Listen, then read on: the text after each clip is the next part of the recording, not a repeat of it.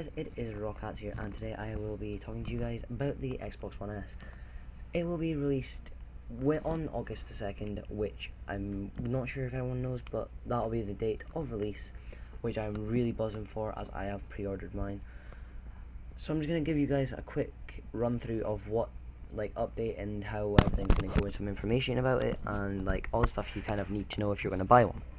So gonna come in three different storage availabilities. You've got your 500 gigabytes, your 1 terabyte, and 2 terabytes. I personally think the best, I will run through also what the prices. So you've got £249, £299, and £349. That's for the 500, 1 terabyte, and then 2 terabytes. I personally think best for your money is 2 terabytes.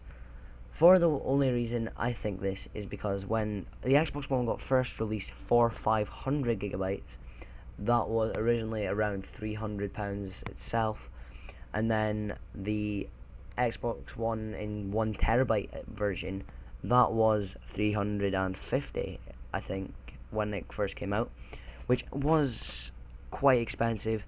But now the 2 terabytes out and that's the price, I think that's the better one for your money. People have said that it's not going to come, that Kinect will not be there unless you buy it separately, and some people have said it will not be there at all. As you can see right there, there is a Kinect USB port. Whether it's going to be used for Kinect or not is a different story, but like I say, I'm not quite sure. Also, there's the 2 HDMI cables. I'm just running through the entire, the whole, so you've got your power supply, then you've got your 2 HDMIs, the one to your TV, and that's your, I'm not quite sure what that says, but I think it's for satellite or something like that. This is for running 4K, Blu-ray DVDs, as 4K will be supported for Blu-ray DVDs but not games. That part I can't emphasize enough. 4K will not be supported for games quite yet, but Project Scorpio, which I will go on about in another video, will support it for games, as what's been heard so far. Moving on now to the USB ports. There's going to be 3 USB ports, 1 at the front and 2 at the back. Like I say, 1 can be used for Kinect. I'm not sure what the other one's for, and then the 1 at the front probably if you want to use put your controller, use your controller for. Also, then moving also on the controllers, I will touch that subject in just a moment once I go through all of the ports. You have your that looks like a USB port, not USB, your headphone jack port. Why did I think USB there? Anyway, your 3.5 millimeters. Wow. I just thought about this, right? The normal headphone jack is 3.5 millimeters, yeah, I think. So then that means that we're now actually going to be using normal sized headphone jacks for your controllers and headsets and stuff.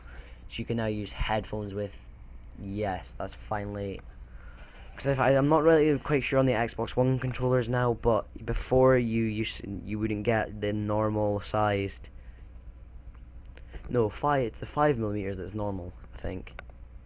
I'm not quite sure, I'm not one with headphone jacks, but anyway, moving swiftly on. I'm not quite sure what that one's for, and then you got your Ethernet, and then you've got your clip for your stand. Which I think the stand is a pretty cool idea, and I think I'm looking forward to there actually being a stand, the stand, so you can have it vertically without it on against your desk, because it can pick up a lot of dust instead of trying to keep it cool and getting rid of dust. And then moving on now to the controller. The controller will be textured grip, which gives you better grip for if you get really sweaty gaming, like I do when I'm playing COD and whatever, going through playing zombies and stuff like that. My hands get really sweaty and then slippery on the controller. So I think textured grip will be a lot better and help us out, gamers out as well. Also, the Bluetooth is going to be something I think will be better but worse. The one reason I say this is because it'll be better for the better range, it'll work a lot better and faster and stuff like that. and and as well it'll be more accurate. The downfall with it, I think, is that the battery life will just go downhill. I don't think the batteries like now. I think we still have battery packs, which I don't think is like a lot better either, because rechargeable is the way it goes. To be quite fair, so I think personally the Xbox One S controllers will die a lot quicker, and you're going to go through a lot more batteries. So in the long run, I don't think the controllers are going to be as good. Also, moving on to something else with the controllers will be the Design Lab. Microsoft came out with the Xbox Design Lab now, which gives you a chance to design your own controller to your complete personal standards, with up to 200 color choices for you to pick, and laser engraving for your controller with put your name on it, so that your little brothers or family don't steal your controller and use yours. That is the main reasons of why I think the controller's better. The only downfall is the Bluetooth, like how the batteries will die quicker and stuff like that.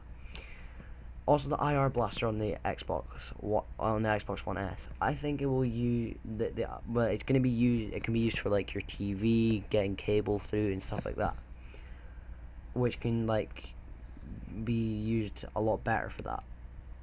It will only come in one color though, which I also don't think is a great idea, because if you have like a black, like everything's black in your like living room or wherever, and then you have that white Xbox, it's just gonna stick out like sore thumb, which I think isn't really that much of a good idea from Xbox. Well, from Microsoft, bear in mind you normally get your white Xbox or your black Xbox, but they might have something up their sleeve for that later on if like they decide to release a black version of it.